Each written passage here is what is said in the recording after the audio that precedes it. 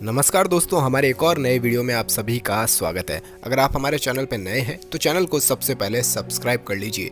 आज इस वीडियो में हम आपको संतोषी माता की कहानी बताएंगे और कहानी पढ़ने के फायदे क्या हैं ये भी आपको इस वीडियो में बताएंगे। सबसे पहले इस वीडियो को आप लाइक कर दीजिए क्योंकि बाद में आप वीडियो को लाइक करना भूल जाते हैं। एक बुढ़िया थी जिसके 7 बेटे थे। उसमें से 6 बेटे कमाते थे और एक न कमाने वाला भी था। वो बुढ़िया उन 6 बेटों को अपनी रसोई बनाकर बड़े प्रेम से खिलाती और 7वें को बचा कुचा कुछ झूठा खाना ही खिला देती थी।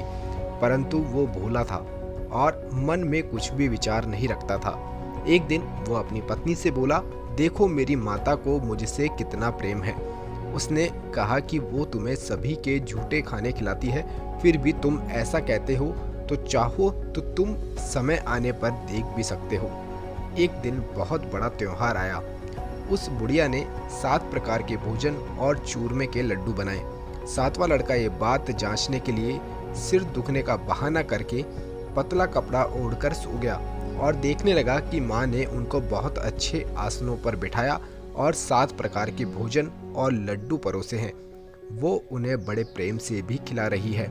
जब वो 6 बेटे उठ गए तो माँ ने उनकी थालियों से झूठे खाना इकट्ठा करके उनका लड्डू बनाया और वो 7वें लड़के से बोली, अरे बेटा रोटी खा ले।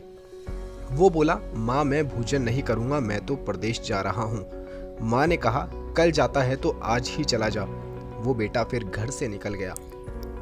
घर से जाते समय उसे अपनी पत्नी की याद आई जो कि गौशाला में छाने यानी कंडे थाप रही थी और उसकी पत्नी ने बोला कि जाते जाते मुझे कुछ निशानी तो देते जाओ। इस पर लड़का बोला कि मेरे पास तो कुछ नहीं है, ये अंगूठी है सो ले ले और मुझे भी अपनी कोई एक निशानी दे दे। वो बोली, मेरे पास क्या है, ये गोबर भरे हाथ हैं। ये कहकर उसने उसकी पीठ पर गोबर भरे हाथ की थाप मार दी और वो लड़का चला गया। ऐसा कहते हैं इसी कारण से विवाह में पति पत्नी की पीठ पर हाथ का छापा भी मारती है। चलते समय वो दूसरे देश में पहुंचा। वहाँ एक व्यापारी की दुकान पर जाकर बोला कि भाई मुझे नौकरी पर रख लो।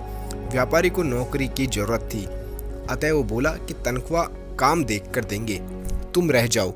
वो सुबह 9 बजे से रात 12 बजे तक नौकरी करने लगा। थोड़े ही दिनों में सारा लेन देन और हिसाब किताब भी करने लगा। सेठ ने उसे 2-3 महीने में ही आधे मुनाफे का हिस्सेदार बना दिया। 12 साल के बाद वो नामी सेठ बन गया और उसका मालिक उसके भरोसे काम छोड़कर कहीं बाहर चला गया। उधर उसकी औरत को सास और जिठानियां बड़ा बड़ा दुख देने लगी और वो उसे लकड़ी लेने जंगल में भी भेजती, भूसे की रोटी देती और फूटे नारियल में पानी पिलाती। वो बड़े कष्ट से जीवन बिताती थी। एक दिन जब वो लकड़ी लेने जा रही थी तो रास्ते में उसने कई औरतों को व्रत करते देखा। वो पूछने लगी, बहनों ये किसका व्रत है और कैसे करते हैं और इससे क्या फल मिलता है? तो एक स्त्री बोली, ये संतोषी माता का व्रत है, इसके करने से मनोवांछित फल मिलता है। इससे गरीबी, मन की चिंताएं, राज के मुकदमे, कलह, रोग नष्ट होते हैं और संतान सुख, धन, प्रसन्नता, शांति, मन पसंद वर मिलता है और बाहर गए हुए पति के दर्शन भी होते हैं।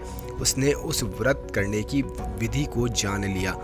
उसे रास्ते में सारी लकड़ियां बेच दी और गुड़ और चना ले लिया। उसने व्रत करने की तैयारी भी कर ली। उसके सामने मंदिर दिखा तो वो पूछने लगी कि ये किसका मंदिर है? वो कहने लगे कि ये संतोषी माता का मंदिर है। वो मंदिर में गई और माता के चरणों में लौटने लगी। वह दुखी होकर विनती करने लगी कि माँ मैं अज्ञानी हूँ, मैं बहुत दुखी हूँ, मैं तुम्हारी शरण में हूँ, मेरा दुख दूर करो।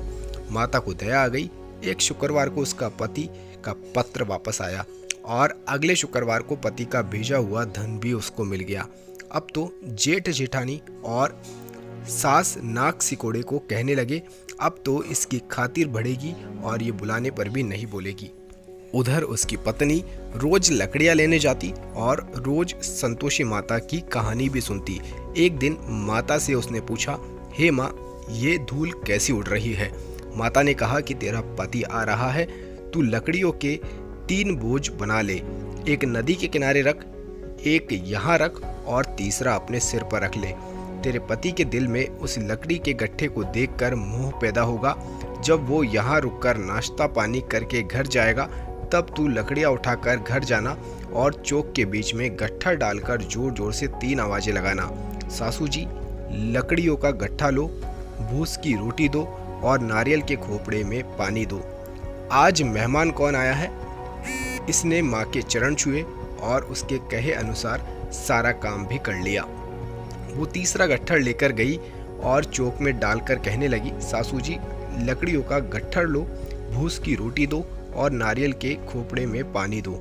आज मेहमान कौन आया है? ये सुनकर सास बाहर आकर कपट भरे वचनों से उसके दिए हुए कष्टों को लुभाने के लिए कहने लगी, बेटी तेरा पति आया है, आ मीठा भात और भोजन कर और गहने कपड़े पहन ले। अपनी माँ के ऐसे वचन सुनकर उसका पति बाहर आया और पत्नी के हाथ में अंगूठी देखकर व्याकुल हो उठा। उसने पूछा, ये कौन है? माँ ने कहा, ये तेरी बहू है। आज 12 साल हो गए हैं और ये दिन भर घूमती फिरती है, काम काज भी नहीं करती, तुझे देखकर नखरे करती है। वो बोला, ठीक है, मैंने तुझे और इसे देख लिया है, अब मुझे दूसरे घर की चाबी दे दो, मैं उसमें ही रहूँगा। कुछ दिनों के बाद में एक बार फिर से शुक्रवार आया और वो दोबारा पति की आज्ञा से उद्यापन भी करने लगी। उसने फिर जेठ के लड़कों को बुलावा दिया और जेठानियों ने फिर वही बात सिखा दी। लड़के भोजन की बात पर फिर खटाई मांगने लगे।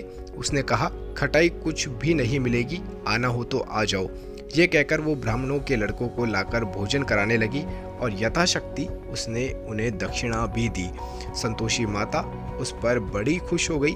माता की कृपा से 90 मास में उसके एक चंद्रमा के समान सुंदर बेटा भी हुआ। अपने बेटे को लेकर वो रोजाना मंदिर जाने लगी।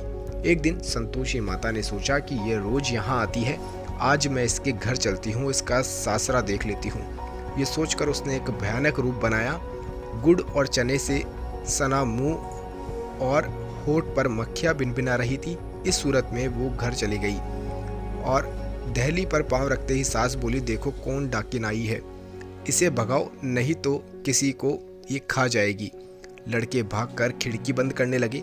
7वें लड़के की बहू खिड़की से देखी तो वही भी चिल्लाने लगी कि आज मेरी माता मेरे घर आई है।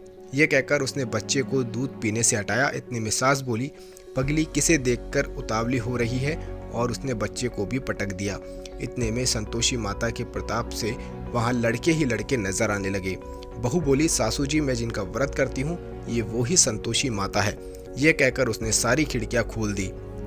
सब ने संतोषी माता के चरण पकड़ लिए और विनती कहने लगे, हे माता, हम मूर्ख हैं, अज्ञानी हैं, पापिन हैं, तुम्हारे व्रत की विधि हम नहीं जानते, तुम्हारा व्रत भंग कर हमने बहुत बड़ा अपराध भी किया है।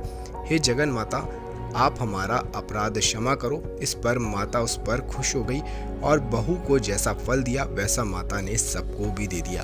तो दोस्तों, आपको ये हमारा वीडियो कैसा लगा ये आप लाइक के जरिए बताइए और हमारे चैनल पर नए हैं तो चैनल को सब्सक्राइब भी कर लीजिए।